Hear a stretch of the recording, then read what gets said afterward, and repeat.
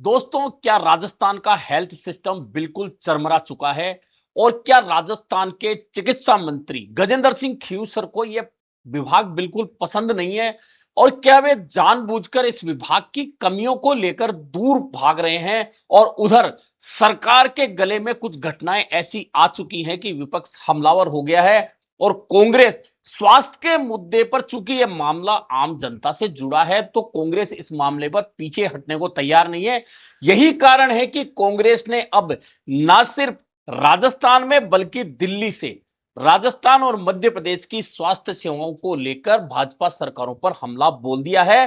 और राजस्थान के नेता प्रतिपक्ष टीकाराम जूली तो मध्य प्रदेश के उमंग सिंघार को कांग्रेस ने दिल्ली में बुलाकर मीडिया के सामने पेश किया और दोनों प्रदेशों में पहला जो मुद्दा प्रमुख बनाया वह कफ सिरप से बच्चों की मौतों का मामला बनाया। और कफ सिरप से बच्चों की जो मौतों का मामला वह छोटा नहीं है। मध्य प्रदेश में 11 से ज्यादा बच्चों की मौत हुई है, तो राजस्थान में 5 से ज्यादा बच्चे कफ सिरप से मारे गए हैं। अब इस मुद्दे को लेकर जब राजस्थान के चिकित्सा मंत्री जोधपुर में यह बोलते हैं कि सरकार की कोई गलती नहीं है, कफ सिरप में कोई प्रॉब्लम नहीं है, तो फिर आखिरकार गलती हुई तो कहां हुई और बच्चों की मौत हुई तो कैसे हुई? यह एक मामला चिकित्सा मंत्री की वानगी है कि वे इतने बड़े मामले को लेकर किस तरह से पल्ला झाड़ लेते हैं। चलिए, वह मामला तो चल ही रहा था और सरकार ने उस पर कार्रवाई करते हुए एक ड्रग कंट्रोलर को हटा दिया, दवा कंपनी पर बैन कर दिया कि उसकी दवाएं अब सप्लाई में नहीं आएंगी। ये तो बात खत्म हुई। इधर एसएमएस के ट्रॉमा सेंटर में आग का मामला आया और 8 मरीजों की मौत हो गई। अब इस पर बचकानी बातें देखिए कि पहला जो अधीक्षक, एसएमएस अधीक्षक का जो बयान आता है लिखित में, क्या बचकाना बयान आता है। दम घुटने से, मरीजों को शिफ्ट करने से मौतें हुई, लेकिन उस बात पर कोई ध्यान नहीं देता कि जिस ट्रॉमा सेंटर में करंट दौड़ रहा था, जिस ट्रॉमा सेंटर की दीवारों में सीलन आ रही थी, जिस ट्रॉमा सेंटर की वायरिंग खुली थी, उस ट्रॉमा सेंटर की ओर से अधीक्षक को बार बार शिकायतें दी गई थी। और शिकायतें दी गई थी, उन पर ध्यान नहीं दिया गया। नतीजा नतीजा आग लगी, शॉर्ट सर्किट बताया गया और इस लापरवाही ने 8 मरीजों की जान ले ली, जो अपनी जान बचाने के लिए आए थे, जो आईसीयू में भर्ती थे। निश्चित है कि आईसीयू में वही भर्ती होते हैं जो गंभीर रूप से बीमार होते हैं।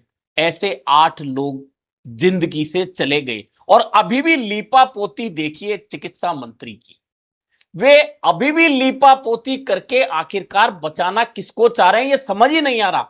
उधर मुख्यमंत्री अस्पताल भी जाते हैं, 6 सदस्यीय कमेटी भी बनती है, कुछ डॉक्टरों पर, अधीक्षकों पर कार्रवाई भी होती है, ट्रॉमा सेंटर इंचार्ज पर भी कार्रवाई होती है। तो क्या इन कार्रवाइयों से यह इतनी बड़ी गलती छुप जाएगी?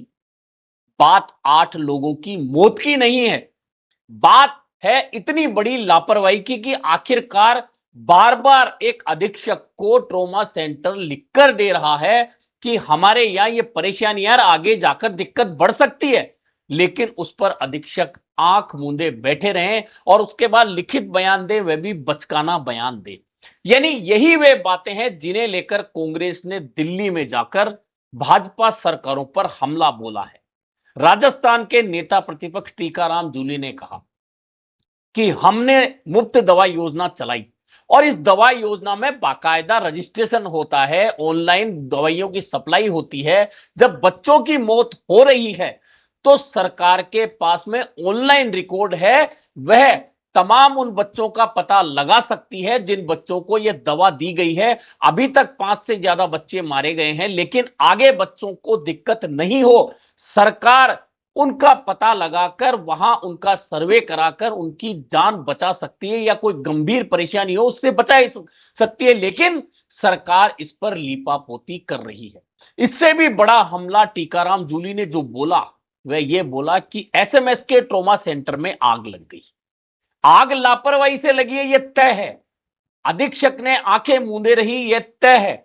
मेंटेनेंस की कमी थी, यह तय है। लेकिन इससे बड़ा आरोप जो टीकाराम जूली ने दिल्ली में मीडिया के सामने लगाया वह यह है कि सरकार असल आंकड़ा छुपा रही है। अभी 8 मौतों की जानकारी है, लेकिन टीकाराम जूली का यह कहना है कि ये मौतों का आंकड़ा जरूर आगे बढ़ेगा। इसलिए बढ़ेगा कि सरकार इसे छुपा रही है। मैं खुद वार्डों में जब जाके आया, मुझे कहा गया कि कुछ वार्डों में शिफ्ट कर दिया गया है गंभीर मरीजों को। जब मैं उन वार्डों में पहुंचा तो पता चला, एक वार्ड में गया तो कहा गया कि इस वार्ड में कोई नहीं है, दूसरे में गया तो पता चला कोई नहीं है।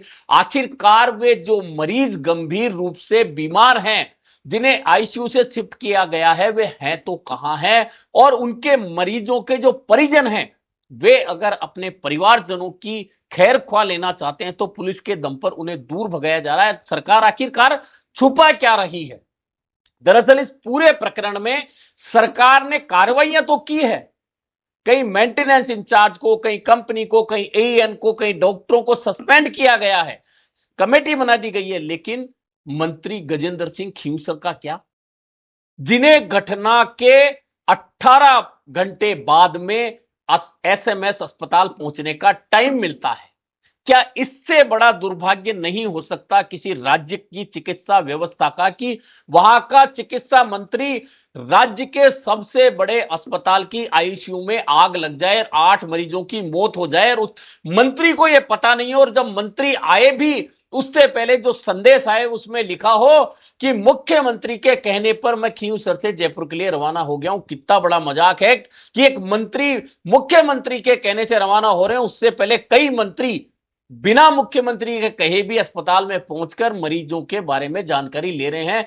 ऐसे में चिकित्सा मंत्री की जिम्मेदारी क्या सरकार को तय नहीं करनी चाहिए कि जो चिकित्सा मंत्री इतनी बड़े घटनाक्रम के 18 घंटे बाद में हॉस्पिटल या घटना स्थल पर पहुंचते हैं, इसका सीधा सीधा मतलब है कि स्वास्थ्य मंत्री को अपने मंत्रालय से कोई ज्यादा लेना देना नहीं है। शायद वे इसे बहुत बड़ा भार समझ रहे हैं और इसी भार के चलते वे नहीं संभाल पा रहे। और पहले कफ सिरप का घटनाक्रम जिसमें बच्चों की मौत, और अब ट्रॉमा सेंटर की आग में 8 मरीजों की मौत, यह गवाही देते हैं कि राज्य के चिकित्सा मंत्री लापरवाह हैं और राज्य की चिकित्सा स्वास्थ्य व्यवस्था पटरी पे आना आसान काम नहीं है।